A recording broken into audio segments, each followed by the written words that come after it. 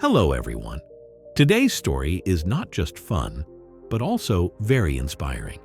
It's about a lazy boy who, surprisingly, turned out to be quite clever.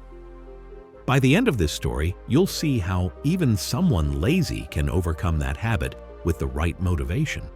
Plus, as we go through the story, you'll get to learn some new English words and how to use them in sentences, making learning both fun and easy.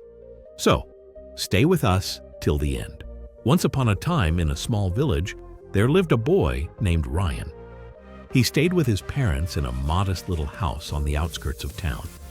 Now, Ryan wasn't a big fan of hard work. In fact, he was known for being very lazy. Every day, Ryan was supposed to help his father in the rice fields, but his only task was to keep the birds away. While others used sticks or slingshots to scare the birds, Ryan didn't want to bother moving around. So he came up with an idea. He placed wooden poles around the field and tied ropes between them. This setup let him shake the ropes and scare off the birds without even standing up. He could just lie down and relax. His father was a little worried about Ryan's laziness. What if I fall sick one day? Will Ryan be able to handle everything? He thought. But since Ryan always managed to get the job done in his own way, his father never complained. Then one year, during a hot summer, his father fell seriously ill. Now Ryan had to manage the entire field alone. But without practice or effort, he struggled. The crops began to die due to lack of water. Ryan tried, but it was too much. One night, sitting under the stars, he felt ashamed and helpless. Why didn't I try harder before? Now I've let my family down, he thought. The next morning, Ryan heard a commotion in the village. Curious, he went to check and found a soldier announcing a grand competition at the king's palace. The winner would receive a treasure chest full of gold. Ryan immediately thought, this might be my chance to help my family. Without a second thought, he signed up. The villagers laughed. Ryan? Competing? He's too lazy for this. But Ryan didn't care. He had 3 days to reach the palace, and he set off right away. His parents weren't expecting him to win, but they hoped this would push him to work harder. 3 days later, the competition began near a large lake. Ryan was surrounded by muscular and athletic people. It made him nervous. How can I compete with them? He thought. Then the challenge was announced. They had to cross the lake, and the first 3 would qualify for the next round. 3 dots, 2 dots, 1 dot, go. Everyone jumped into the water and started swimming fast. Everyone except Ryan.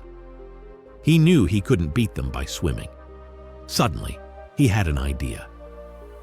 Ryan ran into the nearby forest, collected broken branches, and made a small raft. He used a piece of wood as a paddle.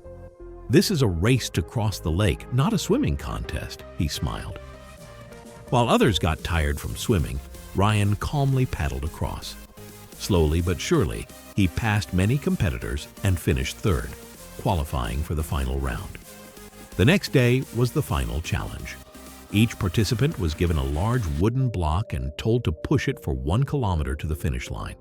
They could each choose only one tool from a collection nearby. The first contestant chose a rope and began pulling the block. The second one used a wooden lever to push his. But Ryan took his time. I can't win by strength.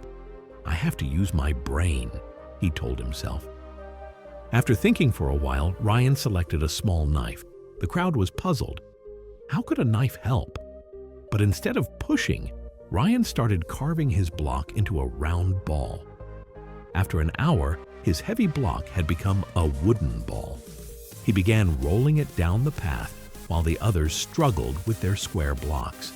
With all his effort and smart thinking, Ryan reached the finish line first. The crowd erupted in applause. The lazy boy had won. This story teaches us something important. Even if someone is lazy, they can still be smart. But to truly change, they need a strong reason, just like Ryan had, which was his love for his family. So if you ever feel unmotivated, think about your goals, whether it's your family, your dreams, or proving others wrong. That big reason can push you to give your best. Also, we learned new English words and phrases along the way, showing that learning doesn't have to be boring. Keep listening, keep practicing, and never stop growing.